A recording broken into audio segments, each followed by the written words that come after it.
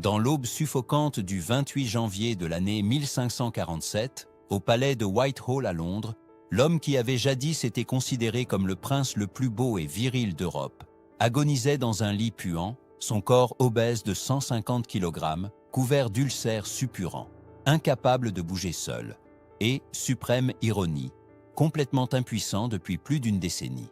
Ce colosse décadent, qui avait besoin d'appareils mécaniques pour être transporté et dont les plaies exhalaient une puanteur si intense que les masques parfumés étaient obligatoires pour quiconque s'approchait, avait autrefois incarné la masculinité de la Renaissance sous sa forme la plus splendide. Henri VIII d'Angleterre, le roi qui rompit avec Rome par amour, qui exécuta 2 épouses pour avoir échoué à le satisfaire sexuellement, qui se vantait publiquement de sa virilité et qui transforma l'Angleterre en royaume gouverné par son obsession sexuelle, mourut comme un eunuque gigantesque et répugnant, incapable d'accomplir l'acte le plus basique qui avait défini son existence. Mais comment le jeune Adonis qui dansait jusqu'à l'aube et conquérait les cœurs dans les tournois se transforma-t-il en monstre impuissant dont sa propre épouse fuyait le contact, pour comprendre cette chute dévastatrice de la virilité au vide sexuel, de la beauté à la répugnance physique? Nous devons retourner au début de cette tragédie épique. Une histoire qui révèle comment l'obsession de la masculinité peut détruire la masculinité elle-même, comment le pouvoir absolu peut corrompre même la capacité la plus primitive de l'homme, et comment la quête désespérée de la perfection virile peut se terminer dans l'impuissance la plus humiliante. En l'année 1491, quand Henri naquit au palais de Greenwich, il était tout ce qu'un prince de la Renaissance devait être. Second fils d'Henri VII, il fut élevé libre de la pression d'être héritier direct, lui permettant de développer tous les talents qui feraient de lui l'épitomée de la masculinité aristocratique. Tandis que son frère aîné Arthur recevait une éducation formelle pour gouverner, Henri grandissait comme un prodige physique et intellectuel qui semblait sorti des pages d'un roman de chevalerie. À 18 ans, quand il monta sur le trône en l'année 1509, après la mort prématurée d'Arthur, Henri était littéralement un dieu parmi les mortels. Avec 1,93 m de hauteur à une époque où la taille moyenne dépassait à peine 1,60 m, il dominait toute pièce où il entrait. Les ambassadeurs étrangers écrivaient des rapports extasiés sur son apparence. Cheveux roux dorés qui brillaient comme le feu au soleil, épaules larges de nageur, taille fine et une présence physique si magnétique que les femmes s'évanouissaient quand il passait. Mais ce n'était pas seulement la beauté qui le définissait, c'était sa masculinité agressive et exubérante. Henri était un athlète naturel qui maîtrisait tous les sports aristocratiques de l'époque. Dans les tournois de joute, il renversait les adversaires avec une facilité qui frôlait le surnaturel. À la chasse, il poursuivait les cerfs pendant des heures sans montrer de fatigue. Dans la danse, il menait ses partenaires à travers des chorégraphies complexes qui duraient des nuits entières. Et au lit, un aspect dont il tenait à ce qu'il soit publiquement connu, il était insatiable. Son premier mariage avec Catherine d'Aragon en l'année 1509 semblait le scénario parfait pour démontrer sa virilité royale. Catherine, veuve de son frère Arthur et de 5 ans son aîné, était une femme expérimentée et belle qui fut initialement éblouie par l'énergie sexuelle du jeune roi. Les premières années du mariage furent marquées par une passion physique intense qui scandalisait même une cour habituée aux excès royaux. Henri faisait en sorte que sa vie sexuelle soit publiquement connue, non les détails intimes, mais sa puissance et sa fréquence. Il arrivait en retard aux réunions du Conseil royal avec des sourires conspirateurs que tous interprétaient correctement. Il ordonnait aux musiciens de composer des chansons célébrant sa virilité. Il participait à des compétitions informelles avec de jeunes courtisans sur qui pouvait satisfaire le plus de femmes en une nuit. Pour Henri, être roi signifiait être publiquement l'homme le plus viril du royaume. Cette obsession de la démonstration sexuelle publique n'était pas seulement de la vanité personnelle, mais une politique calculée. Au XVIe siècle, la virilité royale était directement liée à la légitimité politique. Un roi impuissant ou sexuellement inadéquat était vu comme incapable de gouverner efficacement. Henri comprit instinctivement que sa masculinité exubérante était un outil de pouvoir aussi important que les armées ou les traités diplomatiques. Pendant la première décennie de son règne, Henri vécut dans une sorte d'extase sexuelle constante. En plus de Catherine, Il entretenait une succession de maîtresses qui incluait des dames d'honneur, des épouses de courtisans et même des servantes du palais. Son énergie sexuelle était si légendaire que les ambassadeurs étrangers la mentionnaient dans les rapports diplomatiques comme preuve de la force et vitalité du royaume anglais. Le roi Henri possède une virilité qui intimide les autres monarques, écrivit un diplomate français. Mais ce fut pendant cette décennie dorée que commencèrent à apparaître les premiers signes de ce qui détruirait finalement sa masculinité. Henri développa une obsession dangereuse pour ses performances sexuelles, transformant chaque rencontre intime en compétition avec lui-même. Il commença à consommer des potions aphrodisiaques élaborées par les médecins royaux, des mélanges qui incluaient de la poudre de cornes de rhinocéros, des racines exotiques et même du mercure, des substances qui empoisonnèrent graduellement son système reproducteur. La pression pour produire un héritier mâle commença aussi à affecter ses performances. Au fur et à mesure que les années passaient et que Catherine subissait fausse couche après fausse couche, Henri commença à développer une anxiété sexuelle qui se manifestait par des comportements de plus en plus compulsifs. Il en vint à exiger des rapports sexuels plusieurs fois par jour, comme si la fréquence pouvait compenser le manque de résultats reproducteurs. Cette pression auto-imposée commença à user à la fois son physique et sa psyché. En l'année 1520, à 29 ans, Henri subit sa première blessure significative lors d'un tournoi de joute. Une chute de cheval causa un traumatisme crânien qui le laissa inconscient pendant des heures et put causer des dommages cérébraux permanents.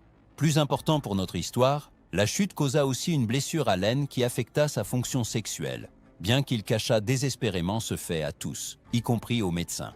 À partir de cette blessure, Henri commença une spirale descendante lente mais inexorable qui l'emmènerait de la virilité suprême à l'impuissance complète.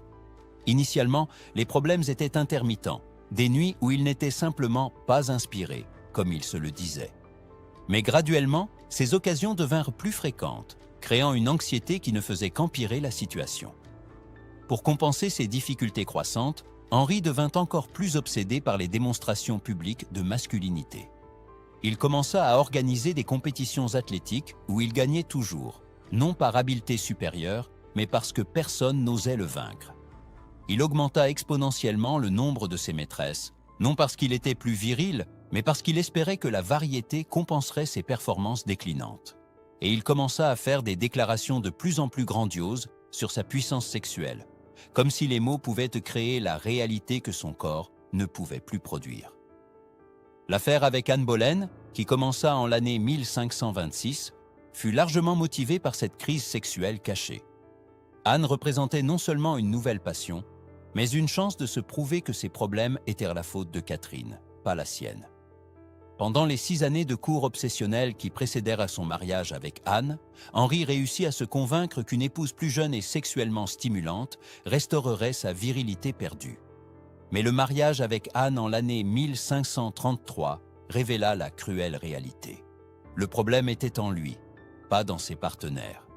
Bien qu'il réussit à mettre Anne enceinte, probablement pendant un des rares moments de fonction sexuelle, ses problèmes d'impuissance devinrent encore plus sévères. Anne, une femme intelligente et sexuellement expérimentée, perçut rapidement les limitations de son mari, et sa frustration contribua à la détérioration de la relation qui mènerait finalement à son exécution. L'exécution d'Anne Boleyn en l'année 1536 fut, à bien des égards, le résultat direct de l'impuissance croissante d'Henri. Incapable de la satisfaire sexuellement et humilié par cette incapacité, il projeta sa frustration en accusations d'adultère qui ne se produisirent probablement jamais. Anne fut exécutée non parce qu'elle trahit Henri, mais parce qu'elle fut témoin de son inadéquation sexuelle et représentait une menace à l'image virile qu'il essayait encore de maintenir publiquement. Son 3e mariage avec Jane Seymour en l'année 1536 fut une tentative désespérée de prouver qu'il était encore capable de fonctionner sexuellement. Jane, une femme soumise et discrète, fut choisie spécifiquement parce qu'elle ne représenterait pas la menace sexuelle qu'Anne était devenue. La naissance d'Édouard, en 1537, fut célébrée par Henri comme preuve de sa virilité, restaurée, mais ceux proches du roi s'avèrent que la conception avait nécessité de multiples tentatives sur des mois. Pendant ses 3 derniers mariages, avec Anne de Clèves, Catherine Howard et Catherine Parr, L'impuissance d'Henri devint un secret de polichinelle à la cour. Anne de Clèves déclara par la suite que le mariage ne fut jamais consommé, une humiliation qu'Henri tenta de cacher en attribuant l'annulation au manque d'attraction pour son apparence. Catherine Howard, une adolescente qui s'attendait à un mari viril, fut exécutée pour adultère qu'elle commit probablement par frustration sexuelle avec un mari qui ne pouvait la satisfaire. La transformation physique d'Henri pendant ces décennies fut aussi dramatique que sa détérioration sexuelle. Le jeune athlète des premières années se transforma en une masse obèse et puante qui avait besoin d'équipements mécaniques pour bouger. Son poids augmenta d'environ 80 kg dans sa jeunesse, à plus de 150 à l'âge mûr. Ses jambes développèrent des ulcères qui ne guérissaient jamais et exhalaient une odeur si forte qu'il devait être constamment fumigé avec de l'encens. Cette détérioration physique fut à la fois cause et conséquence de son impuissance. L'excès de poids rendit le sexe physiquement difficile, tandis que les ulcères aux jambes causaient une douleur constante qui éliminait toute libido résiduelle.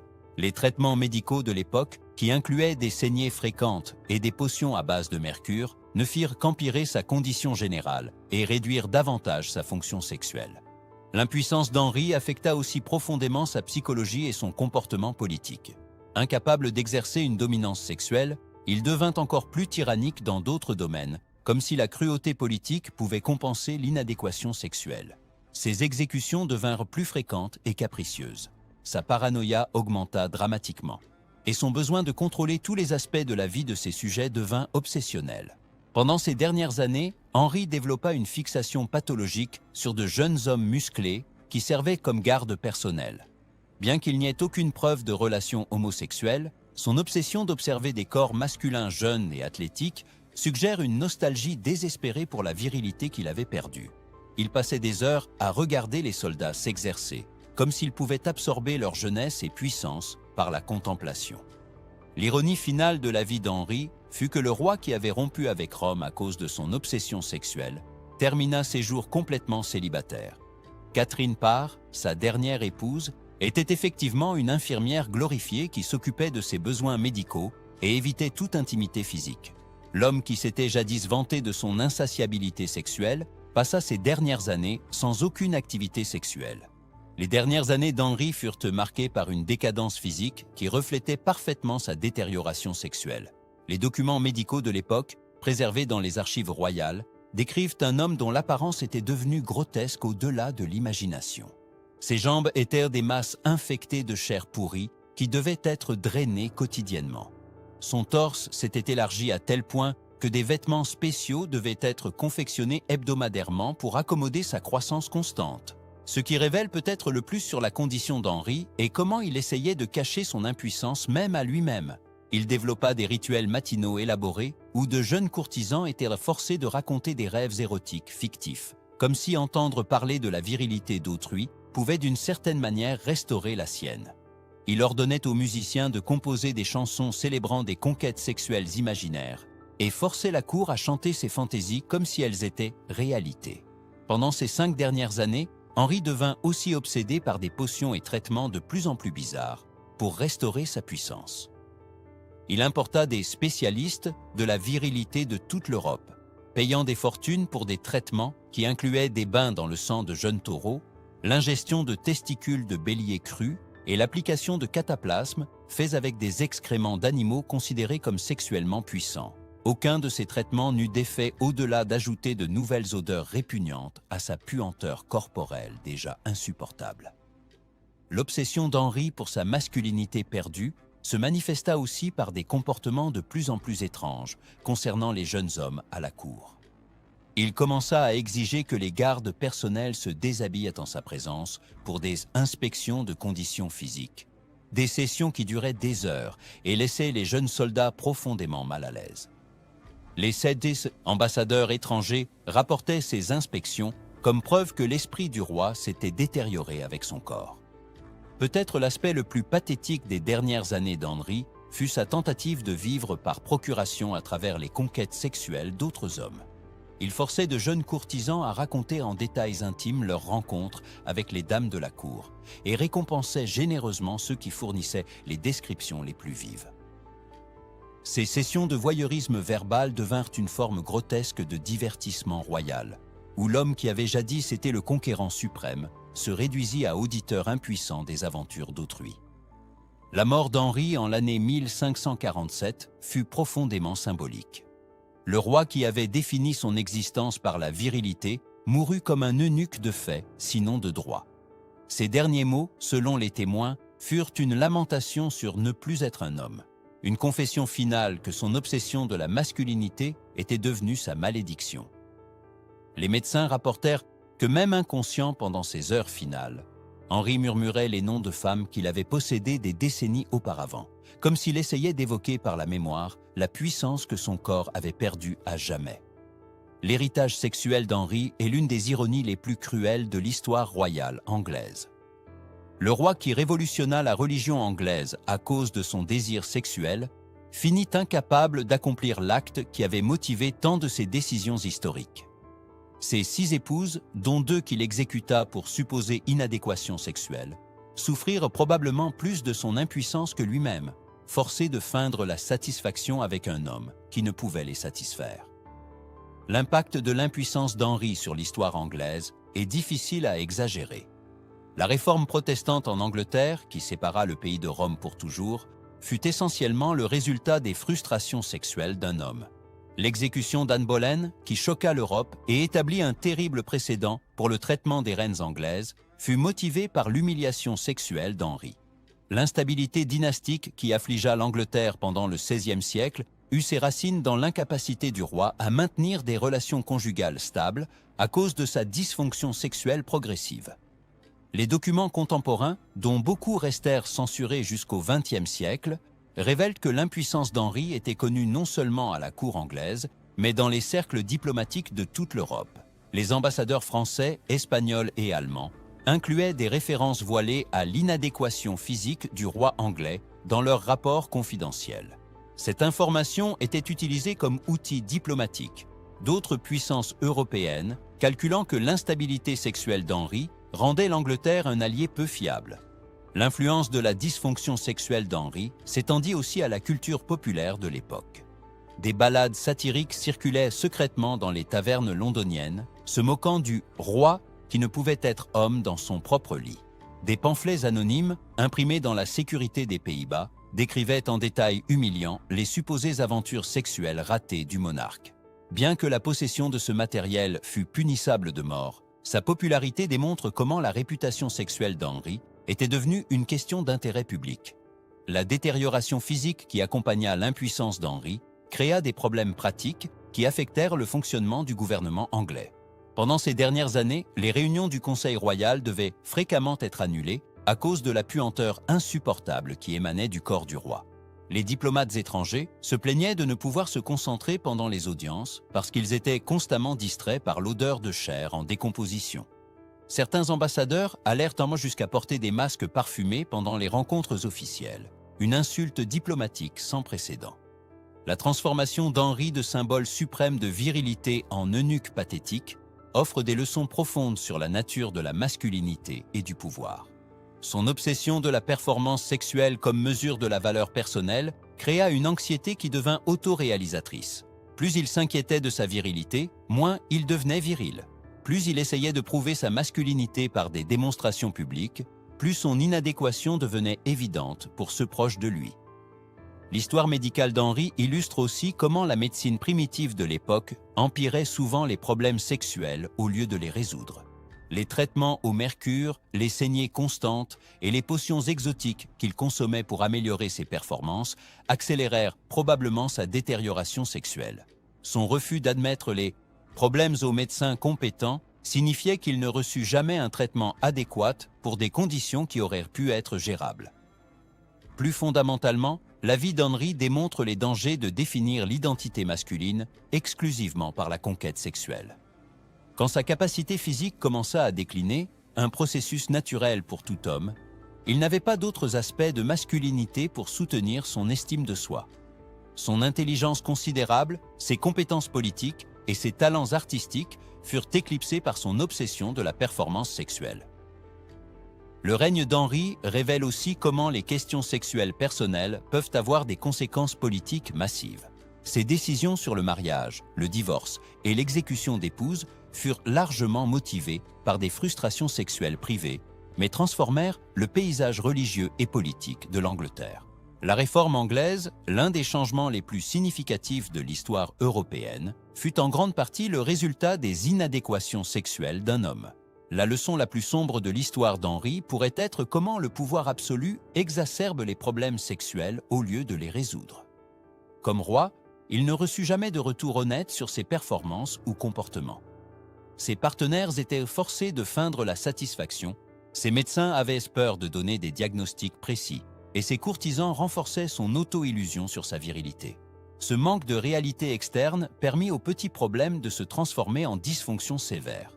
Henri VIII mourut comme il vécut ses dernières années, seul, impuissant et obsédé par une masculinité qu'il avait perdue des décennies auparavant. Le jeune dieu qui avait conquis les cœurs et les royaumes finit comme un géant pathétique, dont la seule vraie conquête fut la destruction de sa propre capacité pour l'acte qui avait défini son existence. Sa vie demeure un avertissement éternel sur les dangers de confondre virilité avec vertu et performance sexuelle avec valeur humaine. Le roi le plus viril d'Europe finit comme le plus impuissant des hommes. Une ironie qui l'emporta dans la tombe avec les débris de 6 mariages, 2 têtes tranchées et une révolution religieuse motivée par des frustrations qu'il ne réussit jamais à surmonter. Son histoire continue d'être pertinente à toute époque où les hommes confondent masculinité avec domination et où l'obsession de la performance sexuelle substitue la recherche de connexions humaines authentiques. La tragédie finale d'Henri VIII ne fut pas son impuissance physique, mais son incapacité émotionnelle à trouver une valeur personnelle au-delà de la conquête sexuelle. L'homme qui aurait pu être rappelé comme l'un des grands rois de l'histoire anglaise est aujourd'hui mieux connu pour les échecs matrimoniaux qui résultèrent de son inadéquation sexuelle. Ceci pourrait être la leçon la plus importante de toutes, que la vraie virilité réside non dans la performance, mais dans le caractère, et que l'obsession de la première corrompt inévitablement le second.